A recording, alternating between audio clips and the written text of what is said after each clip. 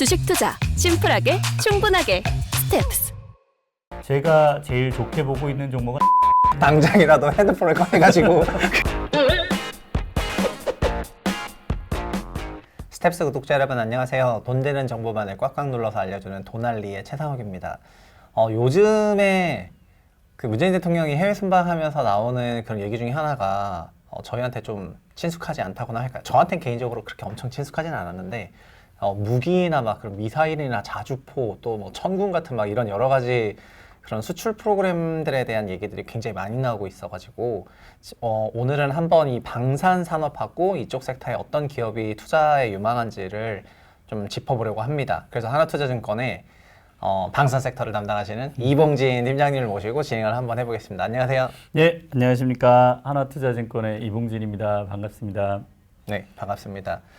처음에 질문드렸던 것처럼 예. 요즘에 진짜 막 이런 무기 수출 관련해가지고 뉴스 플로우들이 너무 많아가지고 핫하죠. 예. 그래서 일단 이런 뉴스 플로우들이 좀 어떤 것들이 좀 있었는지를 좀 말씀해 주시면서 그 뉴스 좀 이면에 이런 거는 뭐 이래서 이렇게 됐고 네네. 그런 것까지 네. 좀 설명해 주실 수 있을까요? 네, 뭐 최근에 이제 방산 해외 수출 관련돼서 이야기되고 있던 것들이 이제 지난해 12월에 우리가 네. 호주의 자주포 1조 원 정도를 계약을 했고요. 자주포 1조 원. 예. 그리고 그 뒤에 나왔던 뉴스가 이제 연말에 UAE 쪽에서 천궁이라고 하는 무기 네. 체계가 있어요. 이게 이제 그 미사일 날아오는 미사일을 요격하는 미사일 방어 시스템 뭐 일종의 그런 미사일 무기다. 디펜스. 맞습니다. 예, 그 미사일 방어 체계 무기라고 보시면 되는데 그게 한 4조 원 규모로 수출을 하는 게 이제 됐죠. 네, 양이 이번에 이제 어마어마하네요. 네, 문재인 대통령이 UAE 순방 중에 이제 사인을 했고요. 네. 그래서 아무튼 그게 있었고 추가로 이제 이집트 쪽의 자주포 수출 이야기가 또 좀 있었고요. 그다음에 이제 상반기 정도에 아마 결론이 나오지 않을까 싶은데 호주로 가는 장갑차 사업이 있습니다. 네. 장갑차 사업도 이제 규모가 이제 그 UAE 천궁보다는 더 큰 걸로 그렇게 보여지고 있는데 그런 것들이 있고요. 그다음에 이제 시기를 특정할 수는 없습니다만 뭐 다양한 무기들이 그 이외에도 이야기되고 있습니다. 뭐 예를 들어서 그 K2 전차 같은 경우에 지금 이것도 이제 노르웨이나 뭐 이런 쪽에 지금 수출을 위한 테스트를 받고 있고요. 그다음에 뭐 말레이시아 쪽에 그 FA50이라고 기존에 이제 저희가 개발했던 그 일종의 훈련기에 약간의 무기 체계를 좀 얹어서 만들어 놓은 그런 이제 개량형 FA50 수출도 이야기가 되고 있습니다. 그러니까 굉장히 이제 뭐 뉴스 플로우가 과거에 비해서 굉장히 많아졌어요. 이게 지금 나온 얘기 그 무기 종류들이 그 다 같은 회사가 만든 건 아니죠? 그렇습니다. 국내 방산업체들이 뭐 여러 업체들이 다 관여되어 있는 거고요. 뭐 방금 말씀드렸던 게 자주포 같은 경우는 이제 한화에어로스페이스고요. 천궁 같은 경우에는 LIG 넥스원, 한화 시스템, 한화 디펜스. 한화 디펜스는 이제 한화에어로스페이스의 자회사입니다. 그런 업체들이고 K2 전차는 현대로템, FA50은 한국항공우주. 그러니까 지금 뭐 상장되어 있는 주요 방산 업체들이 다 수출 관련된 이슈들을 안고 있다. 그런 것들이 앞으로 이제 주가에 좀 모멘텀이 되지 않겠나라고 저는 그렇게 보고 있습니다. 그러니까 이런 방산 관련 산업이 그렇게 그 투자 섹터에 어필하지 못했다가 방산 수출 관련 뉴스가 복합적으로 나오고 있는데 그 기업들도 각각 말씀하셨던 것처럼 하나 에어로스페이스부터 시작해서 넥스원이나 로템이나 전 로템이 지하철 만드는 줄 알았는데 KTX도 만들죠. KTX 만들고 이런 줄 알았는데 와 대단하네요. 이제 그런 걸 하면서 복합적으로 나오다 보니까 이 방산 섹터가 저희 사실 미국이나 이런 나라 보면 레이시오니 뭐니 굉장히 로키드 마틴도 그렇고 막 방산으로 유명한 저 어렸을 때 프라모델 제조하다 보면은 꼭 제조사 꼭 나오지 않습니까? 막 그런 거 같은 느낌인데 우리나라는 그런 게 없었다가 아까 한국항공우주가 또 그 KF50 이런 얘기 하셨는데 FA50. 근데 그런 것들이 다 복합적으로 나오다 보니까 그런 방산 섹터가 투자자 입장에서도 좀 투자를 하기 괜찮은 산업이라고 좀 보시나요?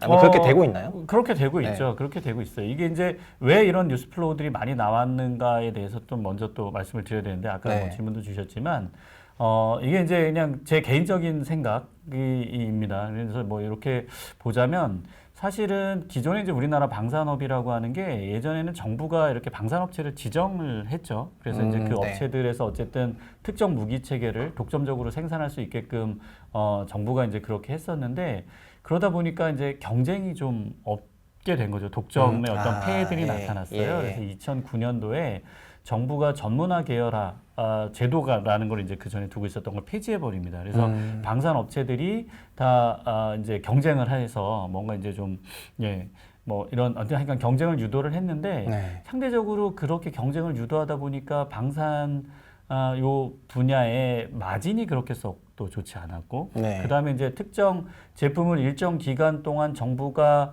구매를 해주는 거죠. 그러고 나면 기업들 입장에서는 이 생산 시설과 거기에 투입됐던 노동 인력들을 다시 다른 데 재배치해야 되는 네. 뭐 이런 문제들이 이제 방산업에서 슬슬 나오기 시작을 했던 거죠. 네. 그래서 그런 것들이 좀 이슈가 되면서 뭐 제가 볼 때는 이게 2015년에 이제 삼성 테크인을 한화그룹에서 인수하던 시기에 네. 좀 그런 문제들이 결국은 불거졌던 게 아닌가라는 생각을 합니다.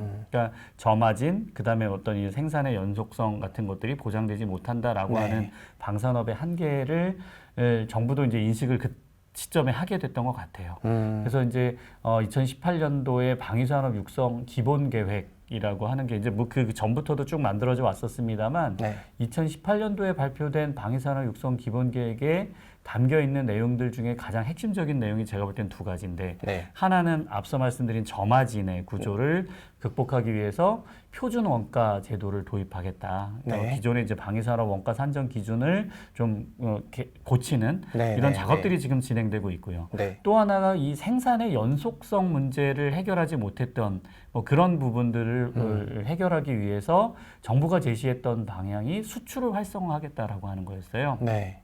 그러니까 기업들이 수출을 통해서 어떤 생산의 연속성을 계속 확보해 나가고 네. 그리고 그 수출을 하기 위해서 개발한 무기들이 굉장히 성능이 좋다 그러면 오히려 이제 기존에는 우리 군이 요구한 사양대로 기업들이 만들었다면 네. 이제는 기업들이 개발한 수출용 무기를 정부가 오히려 이제 다시 사는 뭐 이런 시스템으로 바꾸겠다라고 하는 이제 제도의 변화가 2018년도에 나타났습니다.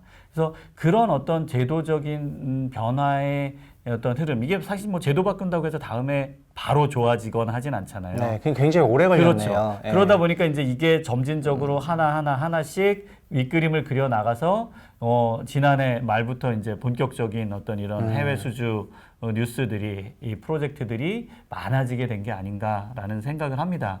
예, 그러면은 그래서 뭔가 이게 네. 구조적인 변화였다라고 좀 그렇게 말씀을 드리고 싶어요. 네. 일단은 너무 좋은 말씀 해주셔가지고 그러면 저희가 혹시 그러면 이봉재 팀장님 같은 경우에는 이 방산 섹터 전체에서는 어떤 기업을 그럼 가장 좀 선호하시는 건가요? 일단 뭐 특정 기업을 말씀드리기 전에 네. 이게 어떤 구조적인 변화다라고 네. 말씀드렸잖아요. 네. 그래서 제가 볼 때는 이게 지금 방위산업이 파이가 커지고 있습니다. 그러니까 일단 네. 섹터 전체가 섹터 스트롱하구나 전체에 이렇게 다 네네네. 좋은 영향이 미칩니다. 일례로 그 저희가 UAE에 이제 천궁 수출을 하게 됐잖아요. 근데 이 천궁이라고 하는 게 이제 LIG 넥스원이라고 하는 기업이 네. 체계 종합을 해서 최종 제품을 만듭니다. 네. 근데 그 제품을 만드는데 LIG 넥스원 혼자 힘으로 만드는 게 아니에요. 네, 거기 아까 보면 얘기하셨을 때 보면은 네. 거의 뭐냐 컨소시엄처럼 만들었더라고요. 맞습니다. 네. 뭐 다기능 레이더, 네. 교전 통제소, 그다음에 발사 체계 이런 것들이 다 어우러져서 이제 천궁이라고 하는 일종의 이제 시스템이 되는 건데요. 네. 그 중에 이제 다기능 레이더 같은 경우에는 한화 시스템이 만들고 네. 발사 체계에 들어가는 부분의 일부는 또 한화 디펜스가 만들고 네. 예, 이런 것들을 다 컨트롤했던 게 또 LIG 넥스원입니다. 그러니까 LIG 넥스원이 수주를 받았다라고 하지만 궁극적으로는 이게 한화 시스템, 한화 네. 디펜스도 다 같이 좋아지는 효과들이 그러네요. 있는 거고요. 네네. 그다음에 뭐 또 여러 가지 무기 체계들 중에 이제 지금 사우디 쪽하고 이야기가 되고 있는 비오복합이라는 네. 게 있어요. 네. 이거는 이제 일종의 대공 무기 체계고요. 최근에 대통령 순방 중에도 이제 UAE가 드론 공격이 네. 있었다라고 네. 얘기를 하는데 그런 드론을 잡기 위한 무기가 일종의 비오복합이라고 보시면 돼요. 이제 근데 이- 드론을 또 저격해야 하는 네네. 시장이 또 나오는군요. 네, 근데 이제 그 비오복합이라고 네. 하는 무기를 보면 이거는 한화 디펜스가 만듭니다. 네. 근데 그 안에 들어가는 또 중요한 부품들 신궁이라고 해서 일종의 유도무기인데 네. 예, 요런 유도무기는 또 LIG 넥스원이 만들어요.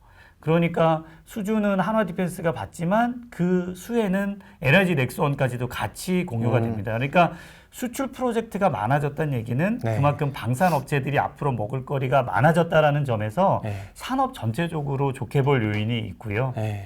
이제 그 중에서도 이제 말씀 주신 것처럼 어느 업체가 더 좋아 보이냐라고 예. 얘기하면 예. 뭐 주식 시장에 몸담고 있는 사람 입장으로는 뭐 저희가 실적도 보고 네. 또 뭐 밸류에이션이라고 네, 네. 해서 예, 그 뭐 이런 것들을 또 상대 비교를 해보게 되잖아요. 그렇죠. 예, 그 다음에 어떤 이런 이벤트들이 계속적으로 뭐 모멘텀으로 작용할 요인들이 있는가 뭐 네. 이런 것들을 종합적으로 고려해봤을 때 제가 제일 좋게 보고 있는 종목은 한화에어로스페이스입니다. 예. 일단 너무 그 열성적인 답변을 해주셔가지고 제가 그 기에 신눌려서 당장이라도 핸드폰을 꺼내가지고 그 하나 에어로를 사야 될 것 같은 그런 느낌을 네네. 많이 받고 있는데 저희가 이런 대규모 수출이라든가 예. 그러니까 이런 것 같습니다. 내수용에서 수출용으로 바뀔 때 밸류에이션이 리레이팅 한번 될 만한 요인이 되잖아요. 왜냐면 예. 한국 시장 좁은데 글로벌은 거의 사실상 무제한이기 때문에. 맞습니다. 예. 그리고 그런 성과들이 나오고 있기 때문에 굉장히 이런 게 긍정적인 섹터에 강한 요인을 줄 거는 맞는 것 같고요.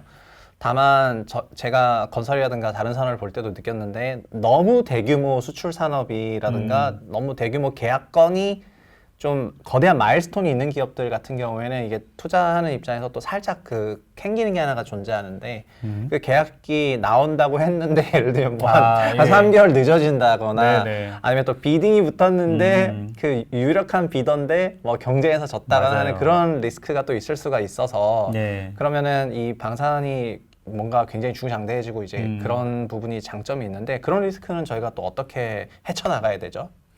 그게 뭐 사실은 이 방위산업 쪽에도 예전에 있었죠. 뭐 그 미국의 고등훈련기 사업 같은 경우를 보면 네.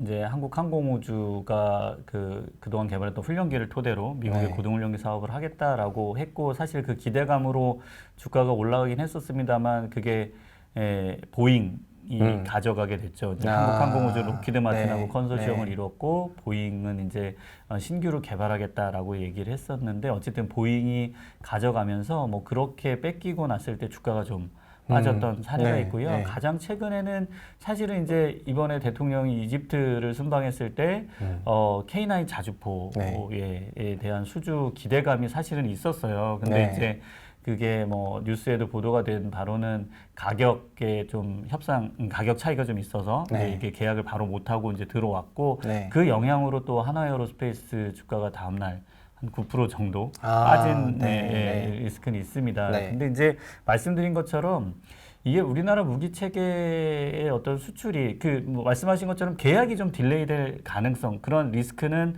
여전히 남아 있는 건 맞아요. 네. 예, 맞긴 합니다만. 지금 뭐 수출이 연급되고 있는 무기 체계들 같은 경우에는 사실은 구매 당사국 입장에서는 우리나라의 기술력 굉장히 좋고 그러니까 성능도 굉장히 좋아요. 네. 예. 그다음에 어쨌든 우리의 기술력이나 이런 것들 보고 그다음에 무기를 구매할 수 있는 대상 국가도 사실은 많지가 않아요. 특히 중동 국가들 같은 경우에 뭐 미국에서 사오기도 어렵고 네. 러시아나 중국에서 사오기도 어렵고 네. 그러다 보니까 사실은 우리밖에 네. 없기 때문에 결국은 될 가능성은 높다. 다만 시기상의 그런 리스크는 있다라고 네. 보고 있습니다. 그러니까 방향성으로 우리의 무기 체계가 수출이 될 거라고 한다면은 시기적으로 뭐 안 되거나 하는 그런 불확실성이 있을 수는 있지만 근본적인 그 방향성 자체를 막지 못한다. 약간 이렇게 맞습니다. 보는 게 맞는 예. 것 같군요. 그러면 아까 최선호주를 약간 하나이어로라고 하셨는데 하나이어로 같은 경우에도 올해 조금 2022년만 놓고 예. 봤을 때 좀 중요한 마일스톤들이 어떤 것들이 있는지 좀 간단히 짚어줄 수 있을까요? 네네. 이게 이 회사는 지금 올해 매분기 중요한 이벤트들이 있어요. 1분기는 이제 그 이집트 K9 수출건이 있었지만 뭐 요게 뭐 조금의 딜레이다라고 저는 생각을 하고 있고요. 추가로 이제 지금 인도에서도 K9을 사겠다라고 하는 뉴스가 있고요. 네. 2분기에는 중요한 이벤트가 두 가지가 있는데 하나는 이제 호주에 그 레드백을 지금 수출하는 프로젝트 지난해 성능 평가를 다 마쳤죠. 근데 그거 이제 우선 협상 대상자 선정 이슈가 있고요. 네. 또 하나는 이제 우리가 미국으로 무기를 수출한 예가 거의 없어요. 네. 예, 거의 없는데 네. 지금 미국에서의 장갑차 교체 사업이 진행되고 있습니다. 미국 장갑차 교체 사업이요? 예. 이것도 규모가 뭐 굉장히 큰데 네. 지금 5개 업체가 경합을 하고 있는데 5월 정도에 이걸 3개 업체로 압축을 합니다.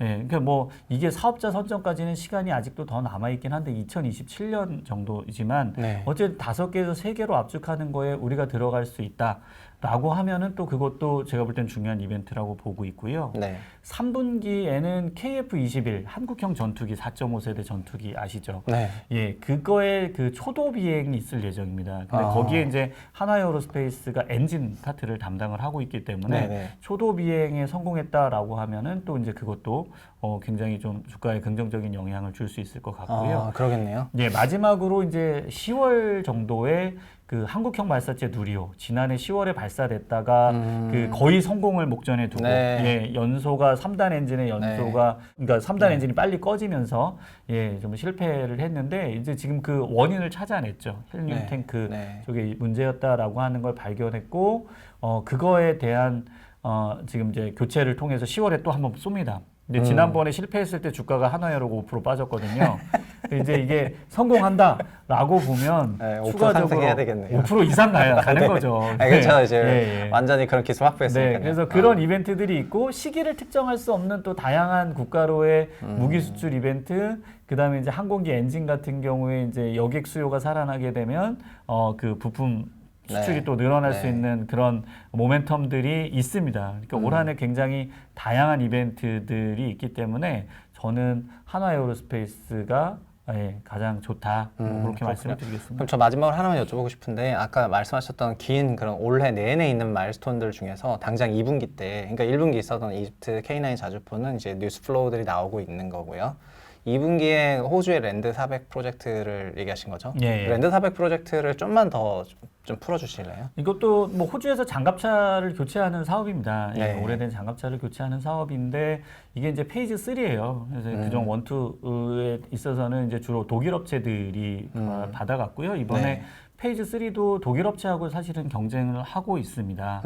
예, 근데 이제 좀 독일 쪽보다는 뭐 이게 뭐 국뽕이라고 봐야 되는 건지 모르겠습니다. 이제 저는 조금 이런 이쪽은 K 국뽕 네, 해야죠. 네, 네. 우리 쪽이 조금 더 유리하다라고 보고 있는 게 이제 독일은 기존에 개발했던 제품을 이제 호주에서 요구하는 사양대로 조금 개량을 한 거고 네. 저희는 호주에서 요구하는 성능대로 다 새롭게 개발을 한 겁니다. 근데 이제 이걸 개발할 때 우리가 독자적으로 개발한 건 아니고 호주 현지 업체, 네. 또 뭐 이스라엘의 기술력 이런 네. 것들이 합쳐져서 이제 만들어낸 무기 체계다라고 보시면 될 것 같고요.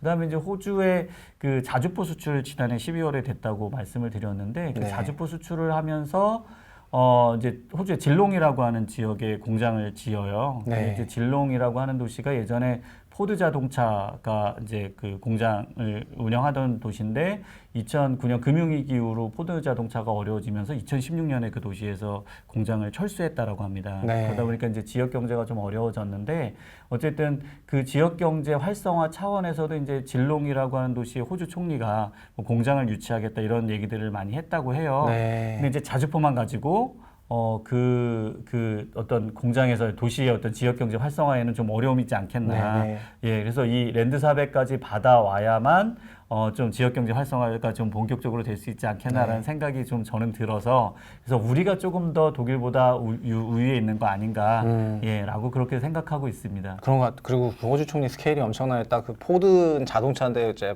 자동차 가고 이제 장갑차 이제 네, 만들어가지고 더 거대한 거 만들어주겠다 약간 그런 느낌처럼 와닿아가지고 하나에어로 같은 경우에는 이집트 자주포부터 시작해서 EQ의 호주 랜드 400부터 시작해서 뭐 뒤로 가면 갈수록 미국하고 또 누리호 발사에다가 뭐 이벤트도 많고 그리고 네. 펀더멘탈리 바뀌고 있는 그런 느낌이 들어서 투자자분들이 봤을 때 정말 관심 갖고 지켜볼 만한 그런 종목이고 또 요새 유튜브도 보면은 물론 저희도 도날리 유튜브 스텝셋 네. 하고 있지만 우리나라 방산 무기 체계에 대해서 그 또 K 국뽕 유튜브가 굉장히 많고 저 네네. 은근히 많이 보고 있거든요. 예. 그래서 뭐 러시아에서도 K9이 뭐 먹힌다고 막 이러면서 막 기술력 대단하다 네. 이렇게 하고 있는데 그런 게 그 투자 성과로 나타나는 그런 한 해가 되었으면 좋겠고요. 맞습니다. 지금까지 고생해주신 분은 방산을 담당하시는 이봉진 팀장님이시고요. 저희 이제 인사하고 네네. 끝내도록 하겠습니다. 네. 오늘 수고하셨습니다.